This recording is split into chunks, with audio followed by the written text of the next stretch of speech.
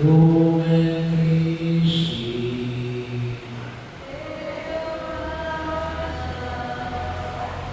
So patuloy na tayong liwanagan ng ating Panginoong Hesus Kristo. At para po sa lingkong ito, dahil niya po may kapal na manatili sa kanyang utos ng pag-ibig. Hindi pwedeng pag-iwalayin ang pag-ibig kay Kristo sa pagsunod sa kanyang mga utos. Lalo-lalo na ang utos ng pag-ibig. At utos na kung nakapagnilay tayo ng nakaraang mga linggo ng mga araw nito, ay yan din yung alin, yung utos ng kaligayahan. Pero mga makita natin natin, madali sabihin ang ibig mo ang Diyos. Pero ang tanong ay sumusunod ba tayo sa kanyang mga utos? Hindi ko kasi magkahiwalay ito. At paano ba yung paanyaya natin itong utos ng pag-ibig? Paanyaya na kung saan ay tayo tinatawagan ng Diyos. Alam nyo, maganda ko yung paanyaya na dalawang pagbasa. Sa sulat po ni San Pedro, unang sulat ni San Pedro. Ang sabi po ng unang sulat ni San Pedro, sabi niya ay idambal ninyo sa inyong puso si Kristo Panginoon. Idambal ninyo sa inyong puso si Kristo Panginoon. Apat nasa ating mga puso. Paano? Humanda kayo lagi na magpaliwanag sa sinumang magtanong sa inyo tungkol sa inyong pag-asa. Dapat napakahalaga. Kasi sabi nga, you not love what you do not know. Hindi mo pwede mahalin ang isang hindi mo kilala. Dapat mo na kilala mo siya. Hindi mo siya pwede mahalin ang Diyos kung hindi mo rin alam kung ano ang kanyang ginamumuhihan. Kaya napakahalaga kung natin sila yung pagkilala. Pagkilala natin kay Jesus. Kaya napakahalaga rin tayong mag-aaral. Kinakailangan natin pag-aaralan. Alam natin anong bagay itong ating Panginoong Hesus Kristo. Hindi lang yung mga bagay na nangyari sa Kanya. Hindi lamang yung tinatawag natin anong uri ng Diyos, ang dalawang persona sa isang Diyos. Pero bahagi yun na kung saan dapat masabi natin na ang pagkilala natin kay Jesus, ang pagkilala natin kung tutusin sa Diyos, Ama, sa Diyos Anak, sa Diyos Espiritu Santo, ay isang pagkilala natin nakabase sa pag-ibig. Kasi doon natin higit na pagbabasihan. Kasi yun yung pinahalagahan ang utos ng pag-ibig, ang utos ng Diyos ng pag-ibig. Bahagi yun na maging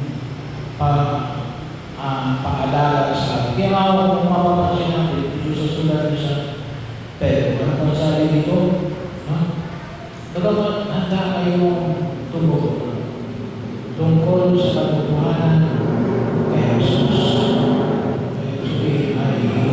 May sapat tayong kaalaman. Hindi naman natin kailangan maging genius. Ano sabi dito? Ngunit maging alinahon at mapitagan kayo sa inyo pagpapaniwala. Maging mahinahon kayo at pitagan sa inyong pagpapaniwala.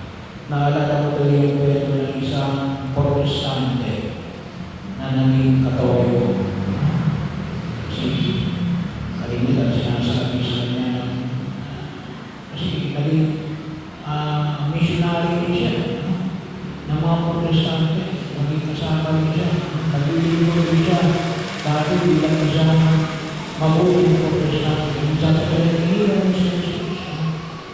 Ngayon, ay sa kanyang pagninilay at pag-aaral, marami na rin siyang nalaman tungkol sa ating pananampalataya. Ano sabi niya? Tulad ng pananampalataya sa ayaw sa Ebanghelyo, maging mainahon kayo. No? Kasi, sabi nga, you might win an argument, but loses a relationship. Maaaring manalo kayo sa debate, pero nasira rin mo ang inyong relasyon. Instead na magkaroon kayo ng kaibigan, magkaroon kayo ng kaaway. Gawa lang na patalinguan. Kasi bakit? Nawala na yung pag-ibig. Nawala na yung pag-ibig. Na makita natin na itong mga dahon ito, sabi nga, itong mga dahon niyang mga kasama sa protestante, ay kinakailangan pahayagan ng pag-ibig. Hindi lamang yung katotohanan tungkol sa pananampalataya kung bakit siya naging Katoliko. Bahagi yun. Kasi bakit? Kung pinag-uusapan lamang ay argumento, nawala rin yung pag-ibig. Dapat ay dapat kumailalim yung pag-ibig. At dudusin mo ulit, yun ang dapat na makita. Yung utos ng pag-ibig. Pagkakataon. Hindi mo naman inaalis na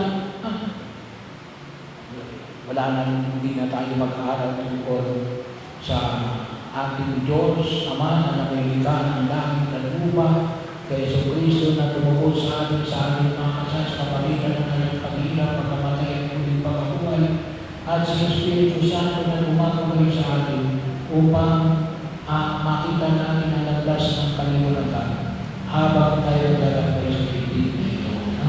Bahagi yun. Pero hindi dapat mawala yung kahalagahan ng pag-ibig. Kasi ginagawa ito siya. Pagaya na kung saan ay hindi natin makiparamdam doon sa iba nating mga kapwa mananampalataya at maging lalo-lalo na sa mga hindi natin kapwa mananampalataya. At pagaya na kung saan ay yun yung maging hamon natin sa ating pag-ibig. Pangalawa, makita natin natin na itong Diyos natin itong Diyos na hindi nangiiwan. Hindi nangiiwan. Bagaman kung minsan may mga karanasan tayo na tayo ay iiwan.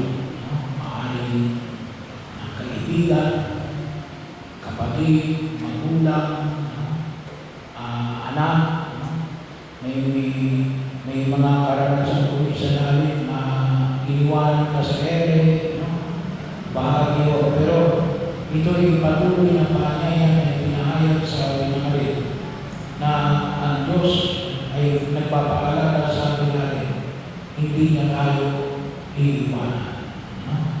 Kasi bahagi ng kanyang pagkilos na kahit na mula pa ng una sa ang Diyos naman na may likha ng langit at lupa na tayo niyapayan upang pinangin ang daigdig na ito sa pamagitan ng kanyang pagiging tao sa katauhan ng ating Panginoon sa Kristo na nakipabuhay sa atin at kung tutusin ay nakikisa sa atin ayon sa mga ngayon sa ano ng tinapay ang anak at ng Espiritu Santo na patuloy na gumagabay sa atin.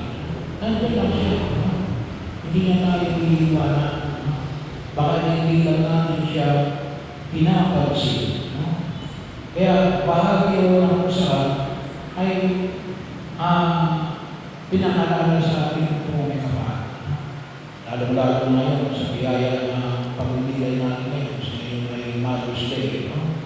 So, sana po yung pagmamahal ng mga nanay ay pinalangin natin, magpasalamat tayo. Kasi yan din po ay tanda na walang hanggang pag-ibig ng Diyos sa atin. Yung mga pag-ibig ng mga nanay na nalaga sa atin, sa ating mga magulang. Inialala din natin yung mga may karanasan na hindi natin maiwasan. Yung mga karanasan din naman, hindi pa natin nakakapatid na iniwanan ng nanay. O maaaring yung nanay ang iniwanan. So, kaya ipanalangin natin sa harapan ng buong may kapal. Paalala sa atin na kailanman ang Diyos ay hindi nangiiwan. At bukas natin maramdaman yung kanyang presensya. At dito, sa pagbihaya, wala na sa pag-aantala natin sa paggawa ng Espiritu Santo sa atin, bibigyan tayo na tawagin natin dito gabay. Bibigyan tayo ng defense lawyer. Yan siya magkaroon sa amin. Na siya patuloy na maalaga sa ating pagkilo sa daigdig na ito. Bilang pag-isa natin. At hindi lang basta pagiging pagkaisa. Pagkilala natin sa Ama, sa Anak, at sa Espiritu Santo. So, sana po tumibay sa atin sapagkat kuminsan, yun ang isang kalalagayan na ang bumapalot nito sa daigdig na ito. Yung buong akala natin, tayo ay iniwanan ng mga tao o maaari ng ating Diyos. Hindi, pinaalala sa atin. Kailan lang ang Diyos ay hindi nangiiwan.